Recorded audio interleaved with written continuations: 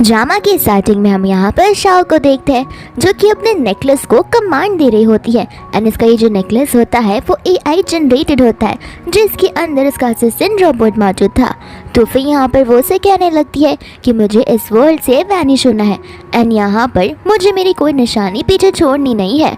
तो फिर उसका एआई सिस्टम उसे कहने लगता है कि आज से 15 डेज बाद आपके रिगार्डिंग सारे डेटा इस पूरे के पूरे वर्ल्ड से वैनिश हो जाएंगे। साथ साथ में उसके हाथों में जो नेकलेस होता है वो भी वैनिश हो जाता है एंड यहाँ पर शाओ उस डेट को कैलेंडर पर मार्क कर देती है। फिर हमें यहाँ पर पास के सीन में ले जाया जाता है जहाँ पर शाओ जो है अपनी मम्मा के साथ में बैठी हुई थी एंड यहाँ पर उसकी मम्मा उसे बता रही थी कि हम पृथ्वी पर कुछ स्पेसिफिक टास्क करने के लिए आते हैं। हमारा एक मिशन होता है जो हमें अचीव करना था। यहाँ पर मेरा मिशन तुम्हारे डैड के साथ रहना था, उन्हें सक्सेसफुल बनाना था और उन्हें वो सारी चीज़ें देनी थी जिसकी वो डिजर्व और इच्छा करते हैं। लेकिन यहाँ पर तुम्हारे डैड ने मुझ पर धोखा कर दिया, यानी कि उन्होंने मुझ पर चीट किया है। तो अब मेरा इस धरती पर रहना कोई मतलब नहीं बनता है और तुम भी अपना टास्क कंप्लीट करना भूलना मत।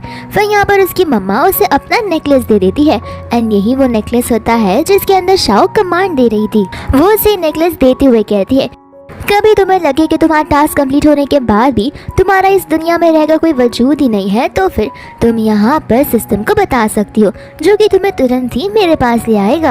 फिर बाद में यहाँ पर उसकी मम्मा उससे अलविदा ले लेती है जहाँ पर वो वैनिश हो जाती है एंड यहाँ पर शाओ को उस समय कुछ ज्यादा समझ नहीं आ रहा था एंड यहाँ पर वो अपनी मम्मा को स्कूल टाइम में ही खो देती है जहाँ पर वो रोने लगती है। इतने में यहाँ पर उसकी आवाज सुनता हुआ जाओ भाग कर आता है एंड कहता है कि तुम्हें क्या हो गया। तो फिर यहाँ पर शाओ से अपनी मम्मा के बारे में बताने लगती है कि वो डिसअपियर हो चुकी है। यहाँ पर जाओ को कुछ समझ नहीं आ रहा था कि आखिर ये बोलना क्या चाह रही है। जाओ को लगता है कि शायद से उसकी मामा भाग चुकी है, इस वजह से वो कहने लगता है कि कोई बात नहीं, मुझे पता है कि तुम्हारे पास तुम्हारे पेरेंट्स नहीं हैं, लेकिन मैं प्रॉमिस करता हूँ कि मैं तुम्हारे साथ हमेशा रहूँगा। यहाँ पर शाओ से कहती है कि लेकिन कब तक तुम मेरा साथ दोगे। एंड जाओ यहाँ पर उससे प्रॉमिस करता है कि मैं लाइफ टाइम तुम्हारे साथ रहूँगा और तुम्हें प्रोटेक्ट कर कर रहूँगा। शाओ से कहने लगती है कि अगर तुम भी मुझे छोड़कर चले गए तो फिर मैं भी मेरी मॉम की तरह इसी दुनिया से डिसअपियर हो जाऊँगी। यहाँ पर जाओ को ये बात रियल नहीं लग रही होती। इसके बाद में यहाँ पर टीवी में यानी कि टेलीविजन के अंदर एक न्यूज़ चैनल चल रहा होता है जहाँ पर रिपोर्टर इंटरव्यू ले रही होती है शाओ के हस्बैंड का एंड वो कोई और नहीं बल्कि जाओ ही होता है। यहाँ पर वो इंटरव्यूअर से पूछने लग जाती है कि आपने ये जो न्यू नेकलेस लॉन्च किया है इसके पीछे की थियोरी क्या है।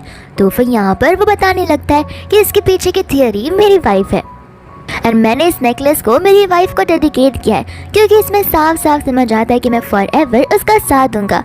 यहाँ पर वो रिपोर्टर उसकी तारीफ करने लगती है, कहती है कि आप लोगों की शादी को 5 साल से ज़्यादा हो चुका है और तो यहाँ पर कहा जाता है कि आप दोनों एक दूसरे को बड़े टाइम से डेट करते आए हो एंड आप दोनों एक दूसरे के फर्स्ट लव भी हो। तो आखिर इस चीज़ को मेंटेन करने के लिए कौन सा राज है। यहाँ पर जाओ कहने लगता है कि कोई सीक्रेट तो नहीं है, लेकिन हाँ मैं हमेशा मेरी वाइफ की बातों को मानता हूँ, वो जो कहती है वही करता हूँ और उसे छोटे छोटे सरप्राइजेस देता हूँ ताकि वो हमेशा खुश रहे। यहाँ पर पैनल में बैठी ऑडियंस उसकी इस बातों को सुनकर बड़ी खुश हो जाती है एंड यहाँ पर जाओ उनके लिए एक इमेजिनरी बॉयफ्रेंड बन गया होता है उनके खुद के डिल्यूजन वर्ल्ड में, जहाँ पर उन्हें उनके फ्यूचर हस्बैंड सिर्फ और सिर्फ जाओ के जैसा चाहिए था।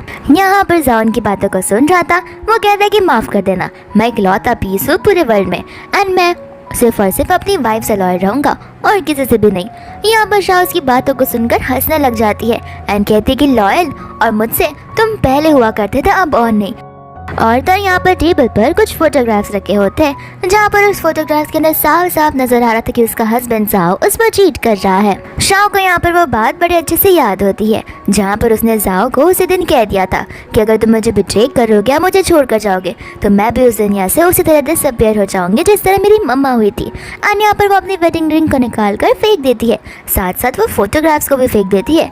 इतने में यहाँ पर उसका हस्बैंड जाओ आ जाता है जहाँ पर वो उसके लिए बड़ा सा फ्लावर का बुके लाया था। यहाँ वो उससे माफ़ी मांगने लगता है कि माफ़ कर देना, मुझे आने में थोड़ी देर हो गई। शाओ यहाँ पर उसे ज़्यादा कुछ सवाल नहीं पूछती एंड यहाँ पर वो उसे गले पर कुछ नोटिस करती है जहाँ उसे समझ आ जाता है कि आखिर वो गया कहाँ पर था। तो वो उसे कहती है तुम्हारा घर है, तुम्हारी मर्जी है, तुम्हारी लाइफ है, तुम्हें जब आना है आ सकते हो, जब जाना है जा सकते हो। इतना बोलकर वो लिविंग एरिया में चली जाती है जहाँ पर वो उसके पीछे पीछे जाता है ये सोचते हुए कि अब तो शाओ मुझसे गुस्सा हो चुकी है। फिर बाद में यहाँ पर वो उससे माफ़ी मांगने लगता है एंड कहता है कि मैं प्रॉमिस करता हूँ नेक्स्ट टाइम से मैं देरी से नहीं आऊँगा। शाह यहाँ पर कहने लगती कि देखो ऐसे भी मेरे इमोशंस कहाँ ही मायने रखते हैं। तो फिर वो उसे समझाता कि अरे तुम ऐसे क्यों बात कर रही हो, मेरे लिए तुम और तुम्हारे इमोशंस बहुत ज़्यादा इंपॉर्टेंट है। अगर तुम उदास रहोगी तो मुझे अच्छा कैसे लगेगा, और ऐसे भी मैं तुम्हारी खुशी के लिए कुछ भी कर सकता हूँ। शाह यहाँ पर मन में कह रही होती है कि आखिर ये मेरे सामने इतना अच्छा बन कैसे सकता है, इसके तो कितने सारे फेसेस है जहाँ पर इसे झूठ बोलते हुए भी शर्म नहीं आ रही है।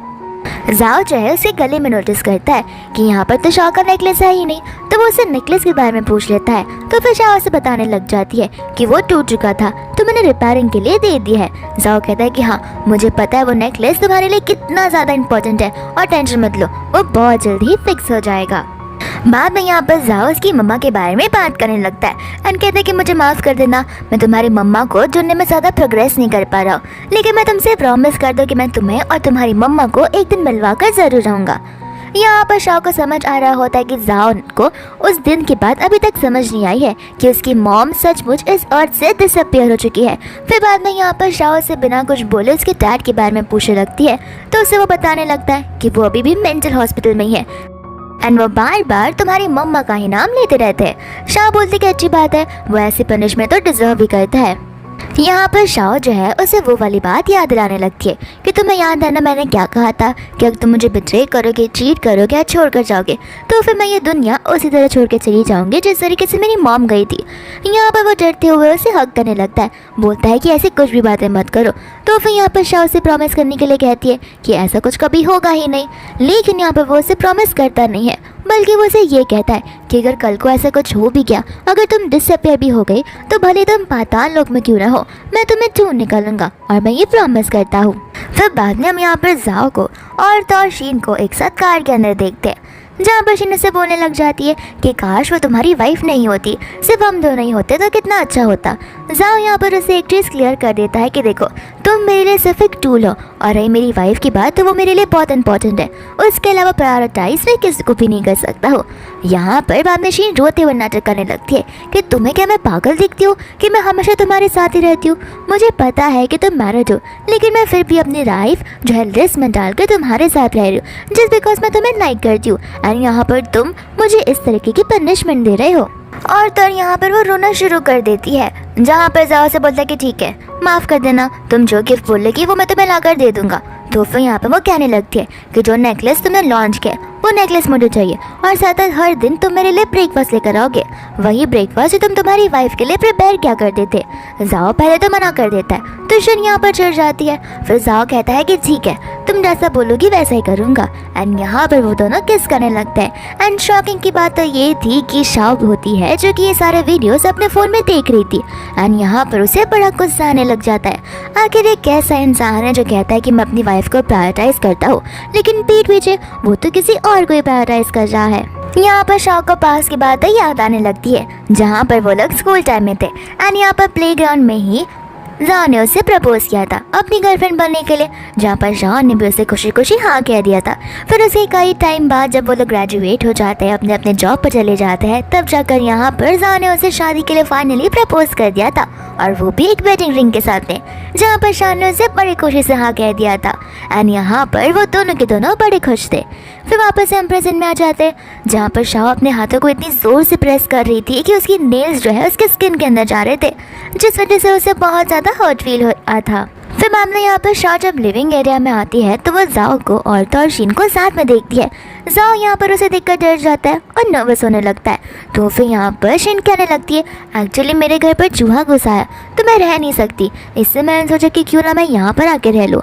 यहाँ पर जाओ बोलता है कि हाँ ये कह रही थी कि ये यहाँ पर रहना चाहती है तो मैंने हाँ कह दिया, लेकिन अगर तुम चाहती हो कि मैं इसे घर से निकाल दूँ तो मैं वो कर सकता हूँ। एंड यहाँ पर वो शीन को लेकर जाने लगता है, कहता है कि शाह को कोई स्ट्रेंजर्स का घर पर रहना नहीं पसंद है। यहाँ पर शीन उसका हाथ अपने हाथ से तोड़ती है एंड यहाँ पर वो खड़ी हो जाती है, कहती है कि मैं नहीं जा रही। और बाद में यहाँ पर वो शाह से रिक्वेस्ट करने लगती है कि प्लीज़ मुझे यहाँ पर कुछ दिनों के लिए रहने दो ना, मैं अपने घर वापस नहीं जा सकती, लेकिन मैं प्रॉमिस करती हूँ कि मैं कोई भी प्रॉब्लम तुम्हें नहीं होने दूंगी। फिर बाद में यहाँ पर शाह कह देती है कि जो मन में आए तुम वो कर सकते हो एंड यहाँ यहाँ पर शीन को रुकने की परमिशन मिल जाती है। फिर बाद में यहाँ पर वो लोग ब्रेकफास्ट करने के लिए बैठते हैं, जहाँ पर शीन एक्सपेक्ट कर रही थी कि वो उसे पूरा सब कुछ रेडी करके देगा, लेकिन यहाँ पर वो साफ साफ कह देता है कि मैं ये सारी स्पेशल चीज़ें सिर्फ और सिर्फ अपनी वाइफ के लिए करता हूँ। तो फिर यहाँ पर वो ब्रेड के ऊपर बेरी का जाम लगाकर उसे देने लगता है। बट यहाँ पर शाओ कहती है कि मुझे कंट्री साइड की डम्पलिंग्स खाना है। वो कहता है कि ठीक है, मैं तुम्हारे लिए अभी लेकर आता हूँ। एंड उसके पीछे पीछे उसकी चेली शीन चली जाती है, ये कहते हैं कि रुको मैं तुम्हारे साथ आती हूँ। फिर बाद में यहाँ पर वो अपना फ़ोन ऑन कर लेती है, जहाँ पर वो साथ साथ देख रही होती है किस तरीके से उसका हस्बैंड और शीन मेकआउट कर रहे। एंड यहाँ पर उसे बहुत हर्ट फील होने लगता है, जहाँ पर उसके पेट में अचानक से जोर से पेन होता है। एंड तभी यहाँ पर जाओ आ जाता है, जो डर जाता है। एंड उसे लगता है कि शायद से शाओ का मेंस्ट्रुअल साइकिल शुरू हुआ होगा। तो फिर यहाँ पर शाओ उसे डम्पलिंग के बारे में पूछने लगती है। यहाँ पर वो बहाने मारता है कि माफ़ कर देना, मैं गया तो था लेकिन वो सब कुछ खत्म हो चुका था, इस वजह से मैं ले नहीं आ पाया। शाओ को पता होता है कि वो तो वहाँ तक गया भी नहीं है। इतने में यहाँ पर आ जाती है शीन उन डम्पलिंग्स को लेकर। साथ साथ यहाँ पर शीन के गले में हम एक नेकलेस को देखते हैं, एंड वो वही नेकलेस होता है जो कि जाओ ने न्यूली लॉन्च किया था। यहाँ पर शाओ उस नेकलेस को देखकर बड़ी उदास हो जाती है, क्योंकि वो नेकलेस शाओ के लिए बड़ा इंपॉर्टेंट और प्रीशियस होता है, और ये बात जाओ को भी पता है। यहाँ पर शीन को पता होता है कि शाओ उसका नेकलेस देख रही है, क्योंकि जानबूझकर वो नील डाउन करके उसे अपना नेकलेस ही तो दिखा रही थी। तो वो कहने लगती है कि ये नेकलेस मुझे मेरे फेवरेट पर्सन ने दिया है, तुम इस डम्पलिंग्स को रख सकती हो, लेकिन ये नेकलेस माफ़ करना, ये नेकलेस मैं तुम्हें कभी नहीं दे सकती हूँ। फिर बाद में यहाँ पर जाओ जो होता है शाओ को लेकर रूम में चला जाता है, एंड उसे वहाँ पर उसका इंतजार करने के लिए कहता है। फिर वो फटाक के लिए उसके लिए इंस्टेंट सूप बना देता है। यहाँ पर शीन उसे रोक देती है, कहती है कि तुम यहाँ पर जाओ ग्रुप के प्रेसिडेंट हो, और तुम यहाँ पर किसी के लिए ये सब करने के लिए जा रहे हो, ये सब तो मेड का काम होता है। यहाँ पर वो उस पर जोर से चिल्ला देता है, कहता है कि वो मेरी वाइफ है और तुम अपने लिमिट्स को क्रॉस मत करो।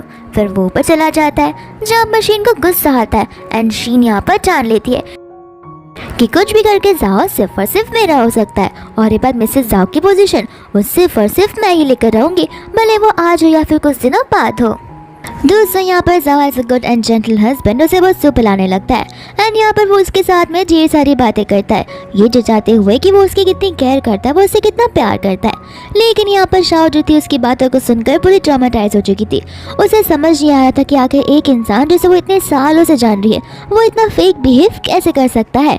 फिर बाद में यहाँ पर वो रेस्ट करने लगती है। फिर बाद में यहाँ पर रात हो जाती है, जहाँ पर शाओ पानी लेने के लिए निकलने लगती है, लेकिन यहाँ पर वो देख लेती है उसके हस्बैंड को और शीन को मेकआउट करते हुए। तो वो भागते हुए अपने बेडरूम में आ जाती है, एंड यहाँ पर उसे ये सारी चीज़ें सहना बिल्कुल भी नहीं हो रही थी। फिर इतने में ही वो जाओ को आते हुए देखती है, तो वो ऐसा नाटक करती कि जैसे कि वो सो रही थी। फिर जाओ उसकी बगल में आ जाता है, जहाँ पर वो फाइनली दिन को काउंट करना शुरू कर देती है, एंड कहती है कि बस 13 डेज और बचे हैं, जिसके बाद में यहाँ पर इस लड़के को इसकी फ्रीडम मिल जाएगी, फिर इसे जो करना है ये कर सकता है। फिर इसके बाद में हम वापस से 2-3 दिन के बाद का सीन देखते हैं, जहाँ पर शाह वापस से कैलेंडर में मार्क कर रही होती है और अब सिर्फ 10 दिन बचे हुए थे। फिर यहाँ पर वो अपने लाइसेंस को देखती है, जहाँ पर उसे अपने घर की हाउस रजिस्ट्रेशन का याद आता है, तो वो कस्टम केयर के ऑफिस में चली जाती है, एंड यहाँ पर वो रजिस्ट्रेशन ऑफिस में पहुँच जाती है, जहाँ पर उसके डॉक्यूमेंट्स को कैंसिल करने के लिए फॉरवर्ड कर दिया जाता है। एंड बाद में यहाँ पर वो फाइनली सोचने लगती है कि फाइनली मेरे नाम की इंसान इस दुनिया से वैनिश होने वाली है। इसके बाद में यहाँ पर शाह चली जाती है अपने स्कूल की ओर, जहाँ पर उसे स्कूल की हर एक चीज़ें देखकर सारी की सारी पास्ट मेमोरीज याद आने लगती है कि किस तरीके से वो लोग यहाँ पर प्लेग्राउंड में खेला करते थे, रनिंग क्या करते थे। साथ साथ यहाँ पर वो एक बड़े से ट्री को देखती है, जहाँ पर उसे याद आता है कि जाओ ने उसके लिए एक ग्लास का बॉटल प्रिपेयर किया होता है, जिसके अंदर उसने कई सारे जेमस्टोन डाले थे। साथ साथ उसके अंदर एक लेटर भी था, जो कि वो शाह को दे ही नहीं रहा था। वो शाह से कहने लगता कि लेटर तुम तभी ओपन करोगी जब हम एक साथ में 80 ईयर्स के हो जाएंगे, फिर बाद में यहाँ पर आकर खुदाई करेंगे और इसे बाहर निकाल कर पढ़ेंगे। शाह यहाँ पर प्रेजेंट में कह रही होती है कि अब 80 ईयर्स तो को वेट कोई कर नहीं सकता, इसलिए यहाँ पर वो खुद ब खुद उस ग्लास जार को बाहर निकाल लेती है और इस लेटर को पढ़ना शुरू कर देती है, जहाँ पर वो लेटर जाओ ने तब लिखा होता है जब वो 17 ईयर्स का था। एंड यहाँ पर जाओ ने अपनी सारी सिंसियरिटी को उसमें लिखा हुआ था और किस तरीके से वो उसे थ्रू आउट द ईयर और अपने मरते दम तक लव करेगा वो सब लिखा हुआ था। वो बेचारी यहाँ पर वो सब कुछ पढ़ते हुए रोने ही लग जाती है। फिर इसके बाद में यहाँ पर हम शाह को घर पर देखते हैं, एंड यहाँ पर जाओ का सिर आ जाता है, जो कि उसके लिए ढेर सारी चीज़ें लेकर आया हुआ था। एंड वो कहने लगता है कि बॉस ने मुझे ऑर्डर दिया था ये सब कुछ आपके लिए अरेंज करवाने के लिए, एंड यहाँ पर वो आपको रेडी होकर एक इवेंट में लेकर जाना चाहते हैं। शाओ यहाँ पर मन में कहने लगती है कि ये लड़का 3 दिन से घर पर नहीं आया है, अब ये बहाने देगा कि हमारी वेडिंग एनिवर्सरी के लिए सब कुछ प्रिपेयर कर रहा था। फिर बाद में यहाँ पर शाओ रेडी होकर चली जाती है।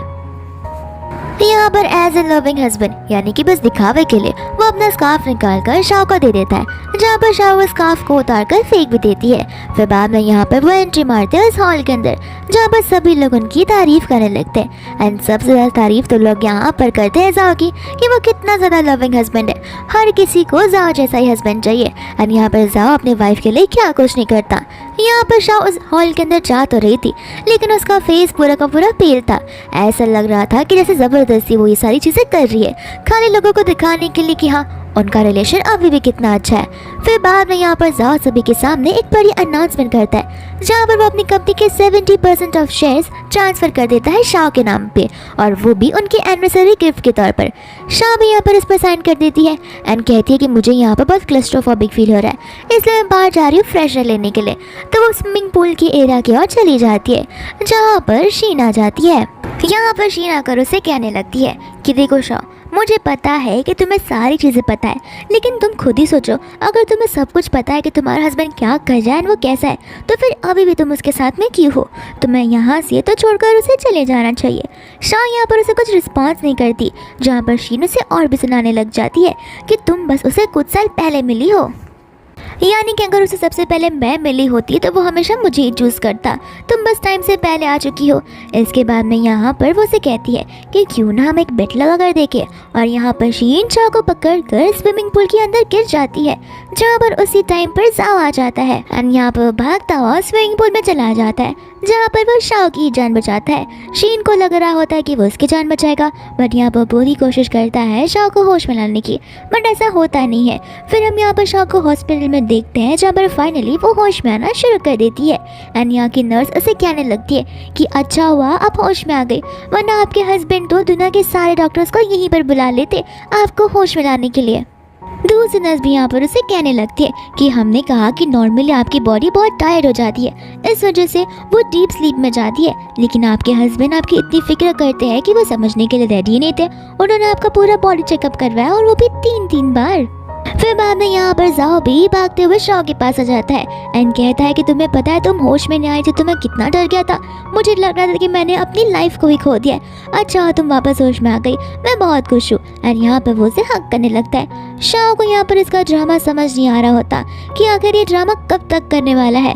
एंड इतने में यहाँ पर जाओ को कॉल आने लगता है शीन का। यहाँ पर शाओ भी उस कॉल को सुन पा रही थी, लेकिन यहाँ पर जाओ उस कॉल को पिक नहीं करता। फिर बाद में यहाँ पर वो उसे कहता है कि तुम यहाँ पर आराम करो, मैं तुम्हें ज़्यादा परेशान नहीं करूँगा, तब तक एक मैटर है मैं उसे सॉल्व कर आता हूँ। तो वहाँ से जाने लगता है, जहाँ पर शाओ भी उसके पीछे पीछे चली जाती है एंड जाओ यहाँ पर शीन के रूम में आ जाता है, जहाँ पर शीन ने सब कुछ तहस नहस कर दिया होता है। जाओ भी यहाँ पर उसे गुस्से में कहने लगता है कि आखिर कितनी बार मैं तुम्हें समझाऊंगा कि तुम मेरे लिए कुछ भी नहीं हो, अगर मैं किसी लड़की से प्यार करता हूँ तो वो सिर्फ और सिर्फ शाओ ही है, अगर वो मुसीबत में है तो ऑब्वियस सी बात है कि मैं उसे ही बचाऊंगा, आखिर मैं उसके बदले तुम्हें क्यों चूज करूंगा। शीन भी यहाँ पर चिल्ला कर परेशान हो जाती है। वो कहती है कि क्या मतलब है ये सब करके, लेकिन मैं तो तुम्हें लाइक करती हूँ, बट तुम मुझे हमेशा रिजेक्ट किए जा रहे हो, तो अब मुझे तुम्हारे साथ और नहीं रहना है, मैं जा रही हूँ किसी और को ढूंढने के लिए।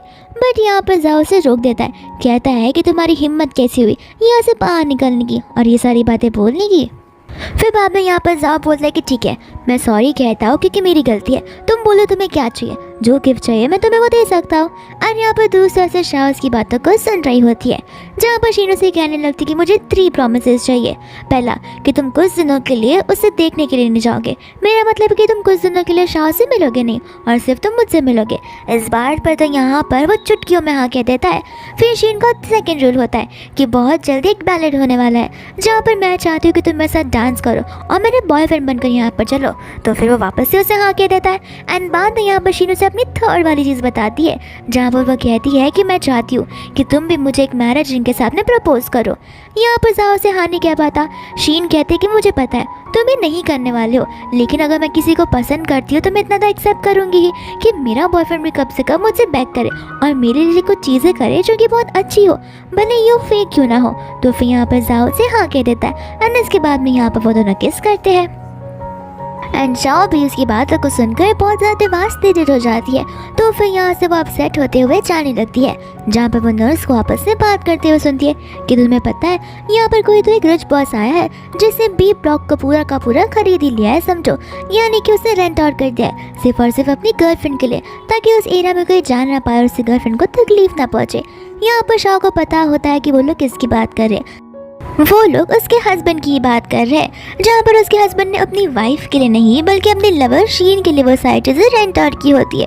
फिर बाद में यहाँ पर वो अपने रूम में चली जाती है, जहाँ पर उसे टेक्स्ट आ जाता है शीन का एंड शीन ने यहाँ पर उसे फोटो सेंड की होती है जो कि लग्जरियस बैग की होती है एंड लग्जरियस ज्वेलरीज और भी चीज़ें होती है, जिसे देखकर यहाँ पर वो एक बार और रो पड़ती है। एंड शाओ यहाँ पर कैलेंडर में डेट मार्क करती है, जहाँ पर अब बस फाइनली 3 दिन ही बचे होते हैं। फिर बाद में यहाँ पर शाओ कैलेंडर पर डेट मार्क करती है, जहाँ पर अब बस 3 दिन और बचे हुए होते हैं। फिर बाद में यहाँ पर नेक्स्ट डे वो चली जाती है अपने डैड से मिलने के लिए एंड यहाँ पर वो अपने डैड को देख रही थी, जहाँ पर उसके डैड तो पूरे के पूरे पागल ही हो चुके थे। इस वजह से तो यहाँ पर वो मेंटल हॉस्पिटल में भर्ती थे। फिर यहाँ से वो जाने लगती है, जहाँ पर जाओ से कहने लगता है कि आज अचानक तुम्हारा अपने डैड से मिलने का मन क्यों किया। तो शाह से कहते कि बस ऐसे ही मुझे मेरी मम्मा की याद आई कि किस तरीके से मेरे डैड ने उनके ऊपर चीट किया था। फिर बाद में यहाँ पर वो लोग घर पर चले जाते हैं, जहाँ पर शीन कहने लगती है कि माफ़ कर देना, मैं कुछ ज़्यादा ही दिन तुम्हारे यहाँ पर रुक गई, लेकिन जब तुम हॉस्पिटल में थी तब मैंने तुम्हारे लिए गिफ्ट प्रिपेयर किया है। एंड यहाँ पर वो उसे गिफ्ट बॉक्स दे देती है। तो फिर बाद में जाओ से कहने लगता है कि बहुत रात हो चुकी है ना, तो फिर मैं शीन को छोड़ कर आता हूँ, उसके लिए बहुत डेंजरस है इतनी रात को अकेले बाहर निकलना, और टैक्सी भी क्या पता नहीं मिलेगी। फिर वो उसे लेकर चला जाता है। दूसरा यहाँ पर शाह उस गिफ्ट बॉक्स को लेती है और जाकर उसी के टेबल पर रख देती है। एंड अब यहाँ पर बस सिर्फ और सिर्फ 2 दिन बचे होते हैं। फिर इसके बाद में नेक्स्ट डे यहाँ पर रात हो रही थी, जहाँ पर शाह अपने सामान इकट्ठा कर कर एक डस्टबिन बॉक्स में फेंक देती है।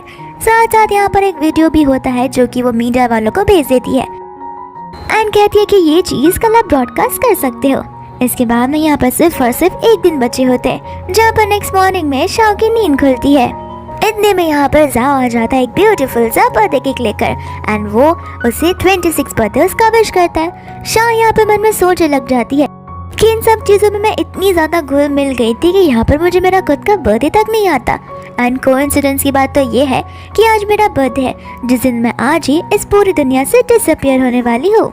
फिर बाद में यहाँ पर वो लोग डाइनिंग एरिया में चले जाते हैं, जहाँ पर उसने शाह के लिए बहुत कुछ प्रिपेयर किया हुआ है। शाह यहाँ पर मन में सोचने लगती है कि इतना प्रिटेंड बनकर फेक एक्ट कर कर थक नहीं जाता है क्या। दूसरा यहाँ पर वो उसे कहने लगती है कि लगता है तुम्हारे पास बहुत टाइम है जो तुम मेरे लिए इतना सब कुछ कर रहे हो। तो फिर जाओ से कहने लगता है कि अरे आज तुम्हारा बर्थडे है, आज अगर अर्थक्वेक भी आ जाता तो फिर मैं ये सारी चीज़ें कर ही रहता। फिर वो उसके लिए कुछ लेने के लिए चला जाता है, जहाँ पर शाह नोटिस करती है कि जाओ के फ़ोन में बहुत नोटिफिकेशंस आ रहे हैं, यानी नोटिफिकेशन शीन की तरफ से, जहाँ पर शीन ने उसे कई सारी तस्वीरें भेजी होती है। फिर बाद में इतने में जाओ आ जाता है तो वो उसका फ़ोन हटा देती है एंड आती है वो उसे कहती है कि कोई तो तुम्हें कब से टेक्स्ट कर रहा था। फिर जाओ यहाँ पर शीन की फ़ोटोज़ देखने लग जाता है और जाओ यहाँ पर नर्वसनेस में बोलने लगता है कि तुम ये सब चीज़ें खाओ, कंपनी में कुछ इंपॉर्टेंट काम आ गया तो मैं 2 घंटे में ही वापस आ जाऊंगा। इतना बोलकर वो वहाँ से चला जाता है, जहाँ पर शाह भी उसे रोकती नहीं है। फिर बाद में यहाँ पर वो बाहर की ओर चली जाती है, जहाँ पर एक बड़ा सा डिस्प्ले स्क्रीन होता है एंड यहाँ पर शाह का कुछ आखिरी मिनट चल रहा होता है, जहाँ पर उसके पास की मेमोरी सारे वीडियोस ऐसे प्ले होने लगती कि जैसे किसी ने उसे एडिट किया हो एंड इसमें उनके खाली स्वीट मोमेंट्स ही होते हैं। वह यहाँ पर दूसरी हम देखते हैं जाओ को, जो कि यहाँ पर शीन के साथ में था एंड जाओ को यहाँ पर उसके फ्रेंड का टेक्स्ट आ जाता है तो उसे कहने लगता है कि ये तो देखो तुम्हारी वाइफ ने तुम्हारे लिए क्या सरप्राइज प्रिपेयर किया है। जाओ यहाँ पर सोचने लगता है कि लगता है इन वीडियोस को शीन ने एडिट किया होगा एंड वो खुश होकर वहाँ से जाने लगता है, जहाँ पर शीन को गुस्सा आ जाता है एंड यहाँ पर वो कहने लगती है कि ये औरत तो मेरा कंपटीशन कुछ ज़्यादा ही बढ़ाते जा रही है। उस दिन 3 चीज़ें मैंने से तो मांग ली, लेकिन लगता है इसे काम नहीं होने वाला, मुझे यहाँ पर कुछ और ही फंडा यूज़ करना होगा। इसके बाद में जाओ यहाँ पर उस बड़ी सी स्क्रीन पर वो वीडियो को देखने लगता है, जहाँ पर सभी लोग भी इस वीडियो को देखकर कितने ज़्यादा खुश हो रहे थे कि उसे कितनी ज़्यादा लवेबल वाइफ मिली है। जितना हस्बैंड वाइफ को लव करता होता वाइफ भी हस्बैंड को लव करती है। लेकिन कुछ ही सेकंड्स में ये वीडियो बदल जाता है। साथ साथ यहाँ पर शाओ भी मौजूद थी। फिर बाद में ये वीडियो जो होता है ये जाओ का और शीन का होता है, जहाँ पर उस वीडियो को देखकर वो सभी के सभी पब्लिक यहाँ पर जाओ पर चिल्ला उठती है। जाओ यहाँ पर भागते हुए शाओ के पास चले जाता है, जहाँ पर शाओ की जो बॉडी है वो डिसअपियर होना शुरू हो जाती है। एंड जैसे ही वो उसके पास उसे हक करने आता है, शाओ पूरी तरीके से डिसअपियर हो जाती है। हमने आज तक की मूवी में देखा था कि सभी फीमेल लीड यही कहती है कि मैं उसकी लाइफ से डिसअपियर हो जाऊंगी, लेकिन वो न्यू सिटी चली जाती है अपनी न्यू लाइफ स्टार्ट करने के लिए। लेकिन ये शाओ तो सचमुच ये पूरा का पूरा अर्थ ही छोड़कर चली गई है। फिर बाद में यहाँ पर वो भी शॉक हो जाता है कि आखिर ये लड़की गायब हो गई। इतने में यहाँ पर शीन आती है, तो वो शीन को बोलने लगता है कि ये सब क्या चल रहा है। शीन कहती है कि तुम्हें क्या हो गया, तो फिर जाओ से बोलता है कि अभी यहाँ पर शाओ खड़ी थी, लेकिन जैसे मैंने उसे हक किया वो डिसअपियर हो गई। शीन कहने लगती है कि वो एआई प्रोजेक्शन हो सकता है, रियल इंसान कैसे डिसअपियर हो सकता है। तो फिर जाओ यहाँ पर समझ जाता है कि अभी भी मौका है कि क्या हो पता शाओ ने वीडियो देखा ना हो। तो फटाक से वो अपने एजेंसी में कॉल करता है और सारे वीडियोस इंटरनेट से हटाने के लिए कहता है। फिर फटाक से वो भागने वाला था शाओ को ढूंढने के लिए, लेकिन शीन यहाँ पर उसे रोकने लगती है। तो फिर जाओ यहाँ पर उसे गुस्से में दगा दे देता है, बोलता है कि नाटक करना बंद करो, मुझे पता है कि ये सब कुछ तुमने ही किया होगा ताकि यहाँ पर तुम मेरे ऊपर ज़्यादा हुक्म चला सको। लेकिन मैं तुम्हें बता देना चाहता हूँ कि तुम मुझे डिजर्व बिल्कुल नहीं करती हो, और मैंने स्टार्टिंग से ये चीज़ कहा है कि अगर कोई मुझे डिजर्व करता है या फिर मैं किसी को प्रायोरिटाइज करता तो सिर्फ और सिर्फ मेरी वाइफ है। अब नेक्स्ट टाइम से मेरे पास भी मत आना। इतना बोलकर यहाँ से वो चला जाता है, जहाँ पर शीन का गुस्सा और भी बढ़ जाता है। फिर बाद में यहाँ पर वो उसे ढूंढते हुए घर आ जाता है, जहाँ पर उसे लगता है कि वो बेडरूम में ब्लैंकेट के अंदर सो रही होगी।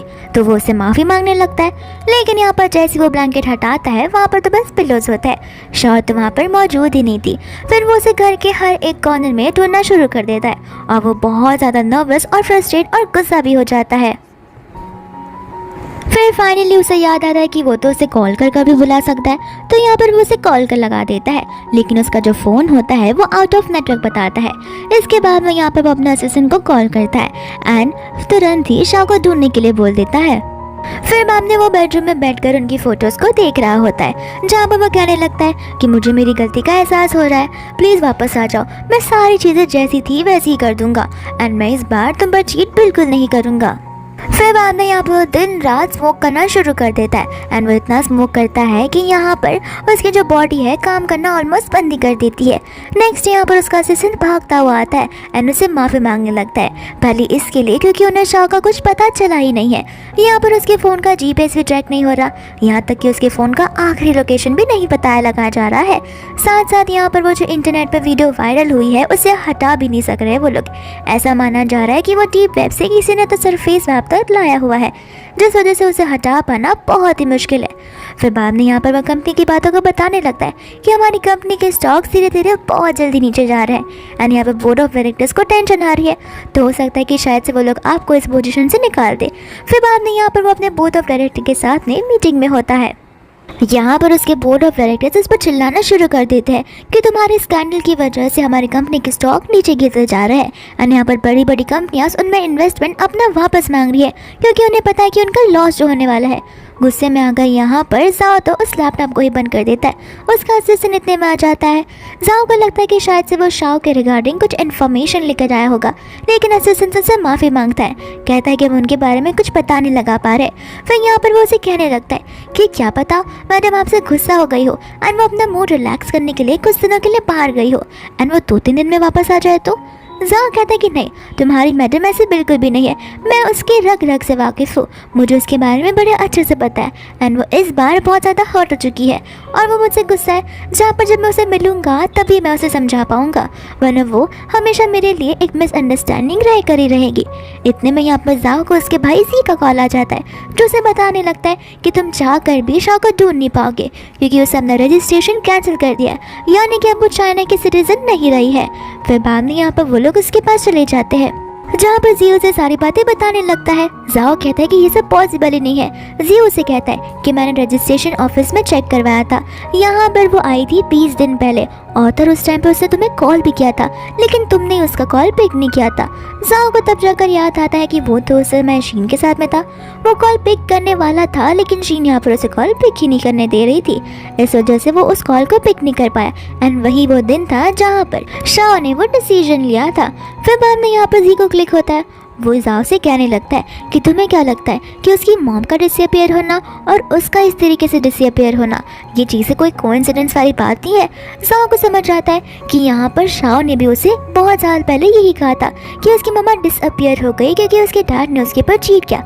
इसका मतलब ये कि वो भी डिसअपियर हो गई क्योंकि मैंने उस पर चीट किया। फिर बाद में यहाँ पर जाओ घर पर होता है, जहाँ पर उसके पास की बातें याद आना शुरू हो जाती है जिस दिन यहाँ पर वो घर पर लेट आया हुआ था।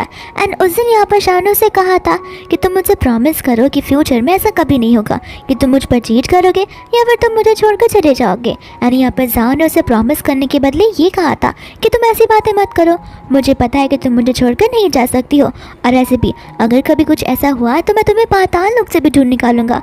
फिर उसे वो दिन याद आता है जहाँ पर वो उसे डैड को मिलने के लिए गई थी। एंड तभी यहाँ पर जब जाओ ने उसे पूछा था कि अचानक से उसे डैड से मिलने का मन क्यों किया, तब उसने कहा कि बस मुझे याद आया कि मेरे डैड ने मेरी मॉम के ऊपर चीट किया है, तो इस वजह से मैं आ गई यहाँ पर देखने के लिए कि आखिर डैड की हालत क्या होती है।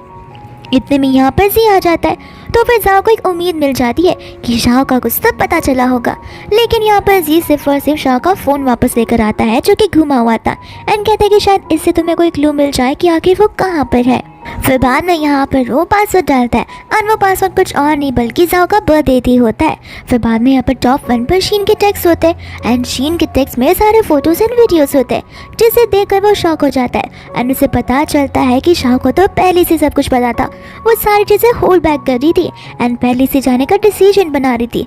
एंड यहाँ पर उसे खून की उल्टी आना शुरू हो जाती है जहाँ पर वो बेहोश हो जाता है और वो अपनी आफ्टर लाइफ में पहुँच जाता है जहाँ पर वो शाओ को ढूंढ रहा था।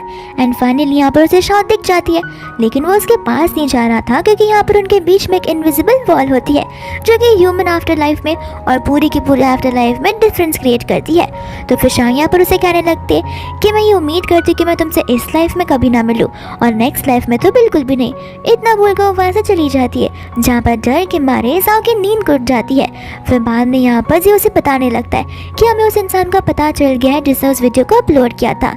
जाओ कहता है कि मुझे पता है वो ज़रूर उस शीन ने किया होगा, उसे तो मैं छोड़ने नहीं वाला हूँ। तो फिर जी कहता है कि नहीं, ये चीज़ मेरी सिस्टर इन लॉ ने किया था, यानी कि शाओ ने। ये बात को सुनते ही यहाँ पर वो शॉक हो जाता है। फिर बाद में वो जी को वहाँ से जाने के लिए कहता है एंड यहाँ पर जी भी जाओ को अपनी हेल्थ की टेक केयर करने के लिए कहकर चला जाता है। दूसरा जाओ यहाँ पर शाओ की फोटोज देख रहा होता है एंड यहाँ पर वो अपने डिल्यूजन वर्ल्ड में होता है जहाँ पर वो कहने लगता है कि मुझे पता है कि तुम मुझसे कितना लव करती हो, इसलिए तुम मुझे छोड़कर जा ही नहीं सकती हो सकता है कि तुम कहीं पर छुपी रही हो और तुम सही वक्त इंतज़ार कर रही हो जब तुम्हें बाहर आना हो, लेकिन तुम टेंशन मत लो, तुम गुस्से में रहो, उसके पहले तुम आओगी मैं तुम्हें ढूंढ निकालूंगा। इतनी में यहाँ पर उसे शाओ की आवाज़ आती है जो कहती है कि मैंने तुम्हारे लिए पोर्ट्रेट बनाया। तो वो भागता हुआ बाहर जाता है जहाँ पर वो शाओ नहीं बल्कि शीन की आवाज़ होती है। जाओ उससे बोलता है कि तुम यहाँ पर क्या कर रही हो। शीन कहने लगती है कि मैं यहाँ पर नहीं रहूँगी तो और कौन रहेगा, ऐसे भी मुझे तुम्हारी फिक्र है, इससे मैं देखो कितनी मेहनत कर तुम्हारे लिए पोर्ट्रेट बनाया। जाओ गुस्से में आकर उसकी प्लेट को फेंक देता है। शीन गुस्से में कहती है कि ये तुम क्या कर रहे हो एंड जाओ यहाँ पर उसका गला पकड़कर कहने लगता है कि ये सब कुछ तुम्हारी वजह से हुआ है। अगर तुमने उसे वो फोटोज़ वीडियोस एंड टेक्स्ट नहीं भेजे होते तो शाओ को कुछ पता नहीं चलता, और वो अगर गई है यहाँ से तो सिर्फ और सिर्फ तुम्हारी वजह से गई है। शीन यहाँ पर कैसे तो उसका हाथ अपने गले से दूर करती है एंड उस पर ही चिल्ला उठती है ये कहते हुए कि मेरे पर इल्ज़ाम लगाना बंद करो, अगर वो गई है तो उतनी ही गलती उसमें तुम्हारी है क्योंकि तुमने उसे बिट्रे किया है और यहाँ पर तुम मुझ पर इल्ज़ाम लगा रहे हो। जाओ यहाँ पर कहने लगता है कि तुम्हारी वजह से हुआ क्योंकि तुमने मुझे सड्यूस किया। शीन यहाँ पर हंसते हुए कहते कि मैंने तुम्हें सड्यूस किया, चलो मान भी लिया कि मैंने तुम्हें सड्यूस किया, लेकिन तुम सड्यूस क्यों हो गए? अगर तुम्हारे पास इतनी लवेबल लाइफ थी, यानी कि तुम्हारी वाइफ थी, और तुम अगर उससे इतना प्यार करते थे तो फिर तुम मेरे चक्कर में क्यों पड़े? गलतियाँ तुमने की और नाम तुम मेरे ऊपर लगा रहे हो। अगर तुम्हें याद ना हो तो पूल से भले ही तुमने उससे बचाया हो, लेकिन हाँ तुमने रेंट आउट सारा का सारा फ्लोर मेरे लिए किया था, न कि उसके लिए। उसके बाद भी कुछ दिनों तक तुम मेरे साथ ही थे, उसके पहले भी और उसके बाद भी। साथ साथ उसके बर्थडे वाले दिन मैंने तुम्हें कुछ फोटोज क्या भेजी, तुम तुरंत मेरे पास आ गए। तो इसमें गलती मेरी है या फिर तुम्हारी? तुम्हें वहाँ पर बैठकर अपनी वाइफ के साथ में अपना साथ देना चाहिए था, लेकिन तुम खुद उठकर मेरे पास आए थे। तो मुझ पर दोष लगाना बंद कर दो। फिर बाद में यहाँ पर वो पूरा का पूरा पागल ही हो जाता है, जहाँ से शीन चली जाती है एंड वो गुस्से में अपने आप से ही कहने लगता है कि मैं तो मर जाऊँ वही अच्छा होगा। इतनी में यहाँ पर उसे एक वीडियो आती है जिसके अंदर वो शाओ को देखता है। फिर उसे हाई स्कूल की याद आती है तो वो वहाँ पर चला जाता है एंड यहाँ पर जब वो आता है तभी भी उसे भी उसी तरीके से पास की बातें याद आती है जिस तरीके से शाओ को याद आया करती थी। उसे याद आता है कि किस तरीके से वो लोग प्लेग्राउंड में एक साथ में रन किया करते थे, साथ साथ वो लोग लाइब्रेरी में एक साथ पढ़ा करते थे। जब यहाँ पर शाओ सोने लगती थी एंड उसे किस कर उठाता था, बट शाओ यहाँ पर उस पर चिल्लाने लग जाती थी, जहाँ पर उसे शाओ को छेड़ने में बड़ा मजा आता था। फिर यहाँ पर उसे वो दिन भी याद आता है जहाँ पर शाओ का बर्थडे था और वो उसके लिए एक बड़ा सा प्यारा सा बुक लेकर आया था एंड साथ साथ उसका वो स्पेशल गिफ्ट यानी कि वो ग्लास जार वाला गिफ्ट होता है जो कि वो शाओ को ओपन करने दे नहीं रहा था एंड उसने उससे कहा था कि वो उसे सीधा 80 ईयर्स बाद ओपन करेगा, यानी कि जब वो लोग एक साथ बुढ़े हो जाएंगे तभी। फिर यहाँ पर वो उस ग्राउंड को नोटिस करता है जहाँ पर ऐसा लग रहा था कि किसी ने ऑलरेडी उस ग्राउंड के अंदर खुदाई की हो। लेकिन फिर बाद में यहाँ पर उसे एक लेटर मिलता है जिसमें शाओ ने यहाँ पर उसका रिस्पॉन्स किया होता है, यानी कि वो उस दिन की बात है जब शाओ यहाँ पर उस लेटर को पढ़ रही थी। तब उस लेटर के पीछे शाओ ने अपना रिस्पॉन्स भी लिखा हुआ होता है, जहाँ पर शाओ ने स्टार्टिंग टू एंड वो सब कुछ लिखा होता है जो कि उसे पता था। साथ साथ यहाँ पर वो जाने भी वाली है वो भी यहाँ पर लिखा हुआ होता है। यहाँ पर तो सारी चीजें पढ़कर शाओ पूरा का पूरा डिवास्टेट यानी कि टूट जाता है। फिर बाद में यहाँ पर वो एज यूजुअल क्लब जाता है एंड ड्रिंक करना शुरू कर देता है। साथ ही साथ यहाँ पर उसका भाई सी उसके साथ होता है जो उसे ड्रिंक करने से रोक रहा था, लेकिन यहाँ पर ज़ाओ तो उसकी बात मान ही नहीं रहा था। जियो से तो कहता है कि देखो कल को अगर शाओ वापस आ गई तो तुम शाओ को क्या मुंह दिखाओगे, यह कहोगे कि तुम उतना रो रहे थे उसके लिए और तुम इतना ड्रिंक किए जा रहे थे। ये बात तो शाओ को भी पसंद नहीं आएगी। फिर यहाँ पर ज़ाओ को पास की बात याद आने लगती है, लेकिन यहाँ पर शाओ के बदले उसे शीन नजर आती है। तो फिर ये बात वो जी को बताने लगता है कि न जाने क्यों मुझे शीन ही हर जगह नजर आ रही है। तो जी कहता है कि वही लड़की तो प्रॉब्लम है, उसी लड़की की वजह से यहाँ पर शाओ तुम्हें छोड़ कर गई है और तुम उसी के बारे में सोच रहे हो। ऐसे देखा जाए तो शाओ ने कुछ गलती नहीं की है, शाओ ने ये सब कुछ इसलिए किया है क्योंकि तुमने उसे धोखा दिया है और कोई भी ऐसा कर सकता है क्योंकि तुम दोनों एक दूसरे के साथ में कितने टाइम से रह रहे हो एंड उसने ये सारी चीजें तुमसे एक्सपेक्ट की भी नहीं थी और ऐसे भी उससे पहले से तुम्हें वार्निंग दे दी थी। ज़ाओ भी यहाँ पर कहना लगता है कि हाँ ये सब कुछ शीन की वजह से हो रहा है, लेकिन उसमें उतनी गलती मेरी भी है और मैंने अपने हाथों से अपनी डेस्टिनी को खराब कर दिया। मैंने अपने हाथों से उसके पूरे दिल को तोड़ा है और उसे बिट्रे किया उस पर चीट कर। ज़ाओ बाद में यहाँ पर कहता है कि मैं जा रहा हूँ शाओ को ढूंढने के लिए और मैं उसे कुछ भी कर जो निकालूंगा वो जरूर मेरे पास आएगी, मेरी बात सुनेंगी। लेकिन यहाँ पर जियो से रोकने लगता है, कहता है कि तुम पूरे के पूरे पागल हो चुके हो, यहीं पर रुको, यहीं से कहीं जाना मत, मैं तुम्हारे लिए पानी लेकर आता हूँ। दोस्तों यहाँ पर शाओ होती है जो कि आइसोलेटेड एरिया में चली गई थी एंड यहाँ पर वो अपने पुराने वाले घर पर होती है जहाँ पर उसकी मॉम सीढ़ियों से नीचे आती है। शाओ ने देखकर कंफ्यूज हो जाती है। फिर बाद में यहाँ पर शाओ से पूछने लगती है कि आखिर हम है कहाँ पर। तब उसकी मॉम बताती है कि ये एक आइसोलेटेड प्लेस है, अगर तुम चाहो तो उस वर्ल्ड में वापस जा सकती हो। लेकिन शाओ उस वर्ल्ड में वापस जाने से मना कर देती है, जहाँ उसकी मम्मा उसे कहती है कि देखो ऐसे भी हम उस वर्ल्ड में बिलोंग करते ही नहीं है। फिर यहाँ पर बाप ने उसकी मामों से टीवी लगा कर देखती है जिसमें उस वर्ल्ड की रिकॉर्डिंग चल रही होती है एंड यहाँ पर शाओ नोटिस कर रही थी कि ज़ाओ तो पूरा का पूरा ड्रिंक ही किया जा रहा है। यहाँ पर शाओ को वो चीज़ देखकर अच्छी बिल्कुल भी नहीं लगती है। फिर बाद में यहाँ पर उसकी मम्मा उसके लिए उसका फेवरेट नूडल्स बना कर लाती है एंड यहाँ पर उसकी मामा से कहानी बताना शुरू कर देती है, जहाँ पर वो शाओ को बताती है कि मैं उस दुनिया में एक मिशन से आई थी एंड जो मेरा मिशन था वो तुम्हारे डैड की चीजें सॉर्ट करना था। तुम्हारे डैड को उसकी लवर बहुत टाइम पहले ही छोड़कर चली गई थी, यानी कि उसने तुम्हारे डैड को बिट्रे किया था, जिस वजह से तुम्हारे डैड बहुत ज्यादा ही टूट चुके थे एंड मेरा मिशन इस दुनिया में आना वही था जहाँ पर मैंने उन्हें एक बार फिर से हील किया और उन्हें प्रॉपर ह्यूमन बीइंग बनाया। लेकिन तभी उस टाइम पे मेरा मिशन कंप्लीट हो गया था और ऐसे बोला जाता है कि अगर हमारा मिशन कंप्लीट हो गया हो तो हमें अपनी दुनिया में वापस आ जाना चाहिए। तो मैं वापस आने वाली थी कि उस दिन मुझे तुम्हारे डैड ने प्रपोज कर दिया, जहाँ पर मैंने उन्हें हाँ कहा और मैंने तय किया कि मैं इसी वर्ल्ड में रहना चाहती हूँ। लेकिन बहुत समय बाद जब तुम बॉर्न हुई वापस, उसके बाद में उनकी लवर जो थी वो वापस आ चुकी थी एंड तुम्हारे डैड ने प्रॉमिस किया था कि वो उसके साथ सिर्फ और सिर्फ एज अ फ्रेंड रहेंगे। लेकिन पीठ पीछे यहाँ पर तो उन्होंने उसे प्रेग्नेंट भी कर दिया था, जो बात मुझे बाद में पता चली थी। एंड यहाँ पर उसका मिसकैरेज हो गया था, जहाँ पर उसकी लवर सारा का सारा इल्जाम मुझ पर लगा रही थी कि मैंने जानबूझकर उसे खाने में कुछ तो मिलाया था। यहाँ पर तुम्हारे डैड से मेरी वो खाली एक एक्सपेक्टेशन थी कि वो मेरी स्टोरी पर बिलीव करेंगे, लेकिन यहाँ पर मेरी स्टोरी एक रियलिटी होते हुए भी कहानी बन चुकी थी, जहाँ पर तुम्हारे डैड को यकीन था तो तुम्हारे लवर पे ही था। इस वजह से यहाँ पर वो मुझे छोड़कर चले गए। एंड इसके बाद ही मैंने डिसीजन लिया था इस वर्ल्ड से डिसअपियर होने का।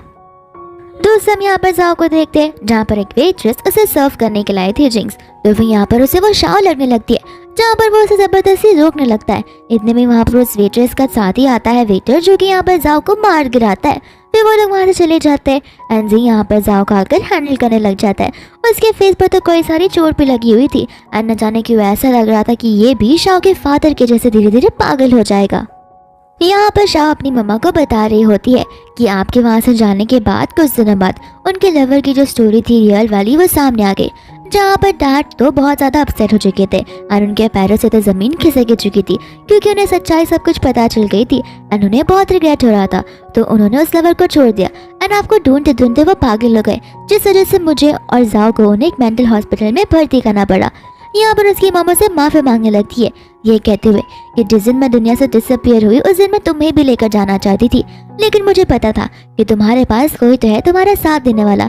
एंड मैं चाहती थी कि तुम इस वर्ल्ड का भी एक्सपीरियंस लो, लेकिन अगर मुझे पता होता कि जाओ तुम्हारे साथ ये सब करेगा तो मैं तुम्हें छोड़कर कभी नहीं जाती। या तो मैं तुम्हारे साथ वहीं पर रहती या मैं तुम्हें लेकर अपने साथ यहाँ पर आ जाती, क्योंकि ये पीसफुल दुनिया है। फिर बाद में यहाँ पर दोनों माँ बेटी रोने धोने लगते हैं। यहाँ पर उसकी मम्मा शाह को उसका फ्यूचर प्लान बोलने लगती है। शाह कहते कि मैंने अभी तक कुछ सोचा नहीं है, लेकिन मेरा एक ड्रीम था जहाँ पर मेरे हस्बैंड के साथ में एक फैमिली की शुरुआत करूँ और हम पीसफुली रहे। और मैं अगर मौका चाहे तो मैं वापस जा भी सकती हूँ, लेकिन वो पीसफुल फैमिली मैं कभी भी जाओ के साथ शुरू नहीं करूँगी। अगर मैं अपना चैप्टर वापस से शुरुआत करना चाहती तो वो किसी और के साथ ही होगा। दोस्त हम यहाँ पर नर्स को देखते हैं, जो कि आपस में बात कर रही होती है कि तुम्हें पता चला है वो जाओ जिसकी वाइफ जो है वो गायब हो चुकी है, वो यहाँ पर भर्ती हुआ है। ऐसा कहा जा रहा है कि वो हर रोज ड्रिंक करता रहता है। फिर सेकंड नर्स उसे बताने लगती है कि तुम्हें पता है हम उस दिन उसकी कितनी तारीफ कर रहे थे, वो तो तारीफ के भी लायक नहीं था। जहाँ पर जो एक वार्ड पूरा का पूरा बुक किया गया था वो उसने अपनी मिस्ट्रेस यानी कि लवर के लिए किया था। गिफ्ट्स, नेकलेस, ज्वेलरी, वो सब कुछ उसने अपनी वाइफ के लिए नहीं बल्कि लवर के लिए भिजवाया था। तो फिर उसके साथ जो भी हो रहा है अच्छा ही हो रहा है, उसे उसकी किए की सजा मिल रही है। फिर बाद में यहाँ पर हम जाओ को देखते हैं, जहाँ पर उसका असिस्टेंट आ जाता है एंड कहता है कि अब फिलहाल आपको अपना ध्यान रखना चाहिए, क्योंकि कंपनी में कुछ ज़्यादा लॉस हो चुका है और अब हमारी कंपनी प्राइवेट लिमिटेड नहीं बल्कि कंपनी हो गई है, यानी कि पब्लिकल हो गई है। और यहाँ पर गवर्नमेंट हमारी कंपनी का ध्यान रखेगी और सारी चीज़ें गवर्नमेंट के पास ही जाने वाली है, लेकिन प्रॉफिट का कुछ हिस्सा आपके पास आएगा। तो जितने मैटर्स है वो लोग सॉर्ट कर देंगे, बाकी की लाइबिलिटी आपको टाइम तक पे करनी रहेगी। फिर यहाँ पर इतने में जी आता है, ये कहते हुए कि कोई तुमसे मिलने आया है। यहाँ पर जाओ को उम्मीद होती है कि शाह से मिलने के लिए रहेगी, लेकिन यहाँ पर हम हान को देखते हैं, जो कि शीन का भाई होता है। वो आते ही यहाँ पर जाओ को मारने लगता है एंड कहता है कि तुम्हारी हिम्मत कैसी मेरी सिस्टर की लाइफ को खराब करने की। जाओ कहता है कि मैंने उसकी लाइफ खराब की, तुम्हें मेरी गलती लगती है? अगर मेरी गलती है तो उतनी ही तुम्हारी सिस्टर की भी गलती है। जरा उसे पूछो कि वो क्या क्या नहीं किया करती थी।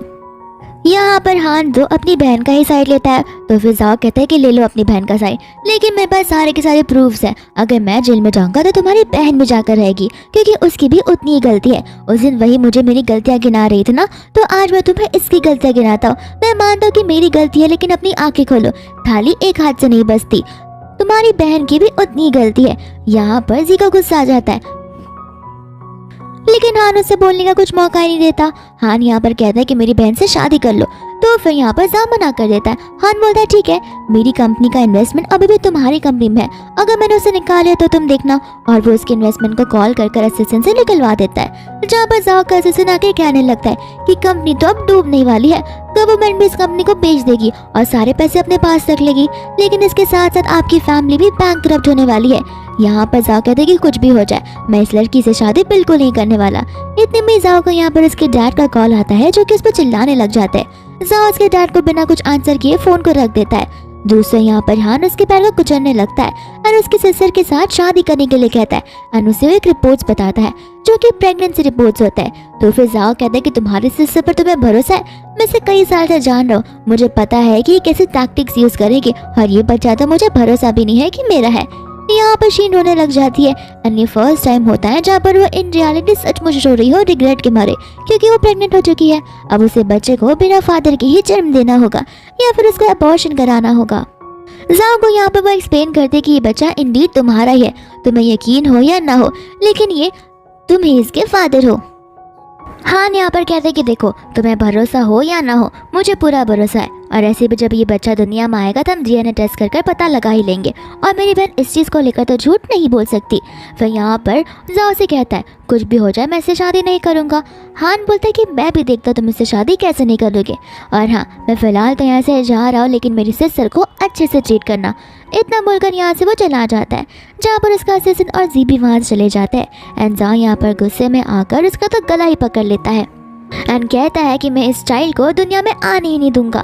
ये बात सुनकर यहाँ पर उसकी शीन डरने लग जाती है, क्योंकि शीन को ऐसा जाओ का रूप कभी देखने नहीं मिला था। यहाँ पर शीन उससे माफ़ी मांगने लगती है, कहती कि इसमें मेरी भी गलती नहीं है और मैंने भी ये एक्सपेक्ट नहीं किया था, लेकिन मुझे इस बेबी को इस वर्ल्ड में लाना होगा, लेकिन मैं उसे एक फादर के बिना नहीं बाहर ला सकती, क्योंकि यहाँ पर दुनिया वालों को मेरी शक्ल पता है एंड यहाँ पर वो लोग सभी मेरे बच्चे को बुली करेंगे, और तुम्हें अच्छा लगेगा कोई तुम्हारी बच्चे को बुली करेगा तो एक काम करते हम शादी कर लेते हैं, इससे सारी चीज़ें स्मूथली रन हो सकती है, मैं बेबी को भी जन्म दे सकती हूँ एंड यहाँ पर हमारी एक प्रॉपर फैमिली भी बन जाएगी। चाहिए तो भले वो दिखावे की फैमिली क्यों ना हो, मैं भैया के सामने एक्टिंग कर लूंगी, लेकिन तुम्हें पता नहीं है कि मेरा भैया कितना ज्यादा खतरनाक है, उसे अगर गुस्सा आ गया तो वो क्या कुछ नहीं कर सकता। जाओ कहते कि तुम क्या मुझे धमकियां दे रही हो कि अगर मैंने तुम्हारे साथ शादी नहीं की तो तुम मेरा मर्डर करवा दोगी। शीन कहते कि मेरा कहने का वो मतलब नहीं है। फिर यहाँ पर वो शीन को अपने करीब लाता है एंड कहता है कि तुम टेंशन मत लो, ये बेबी जब बॉर्न होगा तो ये आवाज़ नहीं करेगा, एंड इसका मतलब ये होता है कि नॉर्मली बेबीज बॉर्न होने पर वॉइस करते हैं, यानी कि वो रोते हैं, एंड अगर वो नहीं रोते हैं तो इसका मतलब ये है कि वो बेबी मर चुका है। फिर इसके बाद में हम यहाँ पर कुछ समय के बाद का सीन देखते हैं, जहाँ पर जाओ मिल्क प्रिपेयर कर रहा होता है, वो उसके अंदर कुछ तो मिला देता है। साथ ही साथ हम यहाँ पर मैरिज सर्टिफिकेट भी देखते हैं, जो कि शीन का और जाओ का होता है। इसका मतलब वो दोनों अब लीगली हस्बैंड एंड वाइफ बन चुके हैं। एंड यहाँ पर जाओ बड़ी चालाकी से वो मिल्क वाला ग्लास दे देता है शीन को, एंड यहाँ पर शीन उस ग्लास को पी लेती है, जहाँ पर उसकी स्टमक में अचानक से पेन होने लगता है, तो वो जाओ को हॉस्पिटल ले जाने के लिए कहती है। यहाँ पर जाओ उसकी बातों को सुनता नहीं है, ना ही वो उसे कुछ रिस्पॉन्स देता है। इतना उसे पेन हो रहा होता है कि वो चेयर से भी नीचे गिर जाती है, कहती कि प्लीज़ एम्बुलेंस को बुला लो, मुझे जल्द से जल्द हॉस्पिटल जाना होगा, क्योंकि ये पेन कुछ ज़्यादा ही बढ़ता जा रहा है एंड ये पेन बहुत अनबेरेबल है, या तो मैं रहूँगी या फिर ये बच्चा, या फिर मुझे पता नहीं कि मैं कब बेहोश हो जाऊँगी। फिर बाद में यहाँ पर वो जाओ को नोटिस करती है, जहाँ पर जाओ टाइम को देख रहा था एंड कहता है कि टेंशन मत लो, बहुत जल्दी तुम्हें रिलीफ मिलेगा। तब जाकर उसे समझ आता है कि शायद से ये सारी करतूत जाओ की ही होगी। तो फिर यहाँ पर वो जाओ को पूछने लगती है। जाओ कहता है कि ठीक समझा तुमने। तो फिर यहाँ पे वो कहते हैं कि आखिर तुम अपने खुद के बच्चे के साथ ऐसा कैसे कर सकते हो। जाओ उसे कहने लगता है कि मैं तो तुमसे पहले कहा था कि मुझे ये बेबी बिल्कुल भी नहीं चाहिए, लेकिन तुम्हारी जिद और ज़बरदस्ती की वजह से ये सब हो रहा है, और ऐसे भी किसको पता है कि ये मेरा बेबी है करके, और वैसे भी होगा तो फिर ये सारी चीज़ें इलीगल है।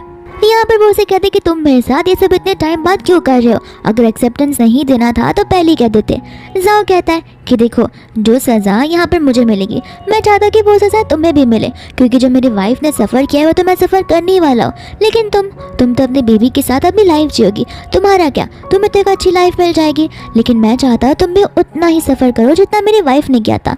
मेरा मतलब है कि उसका तुम 10 टाइम ज़्यादा सफ़र करो। यहाँ पर वो चिल्लाती रह जाती है, लेकिन वो उसे हॉस्पिटल लेकर नहीं जाता। तो फिर यहाँ पर वो अपने भैया को कॉल लगा लेती है, जहाँ पर हान और जाओ मौजूद होते हैं हॉस्पिटल में, और यहाँ पर डॉक्टर आकर कहते हैं कि उसने कुछ ज़्यादा ही स्लीपिंग पिल्स ले लिए थे, इस वजह से वो तो ठीक है, लेकिन यहाँ पर हमें अबॉर्शन करवाना होगा, और इसके लिए हमें उसकी गार्डियन की परमिशन की ज़रूरत है, क्योंकि अगर हमने ऐसा नहीं किया तो फिर उसकी मौत हो सकती है, और उसने हमसे ये कहा कि अगर हमने अबॉर्शन करा दिया तो फिर वो सुसाइड कर लेगी। यहाँ पर जाओ को अच्छे से पता होता है कि शीन के लिए जाओ से भी ज़्यादा कोई इंपॉर्टेंट है तो फिर वो उसका बेबी है, इस वजह से वो उसके साथ रहना चाहती थी, ताकि वो उसकी बेबी को एक अच्छी सी दुनिया में लेकर आ सके और एक प्रॉपर पेरेंटिंग दे सके। फिर बाद में यहाँ पर ये जो चॉइस करना होता है वो जाओ को करना होता है। तो जाओ कहता है कि ऑब्वियस सी बात है, मैं अपनी वाइफ को ही चूज करूंगा। एंड यहाँ पर बाद में उसका अबॉर्शन हो जाता है। साथ साथ जाओ को यहाँ पर हान जोन से पंच भी मारता है, लेकिन जाओ को कुछ फर्क ही नहीं पड़ता, वो पूरा का पूरा पागल ही हो चुका था। एंड यहाँ पर उससे लिमिट क्रॉस ही कर दी थी। डॉक्टर्स यहाँ पर आकर शीन को बड़ी दुख खबरी दे रहे होते। तो दूसरा यहाँ पर जाओ व्हील चेयर पर बैठा हुआ था, जहाँ पर उसके हाथ में एक बेबी का टॉय था, ना कि रियल बेबी, और वह ऐसा एक्ट कर रहा कि जैसे उसके बाद में बेबी हो।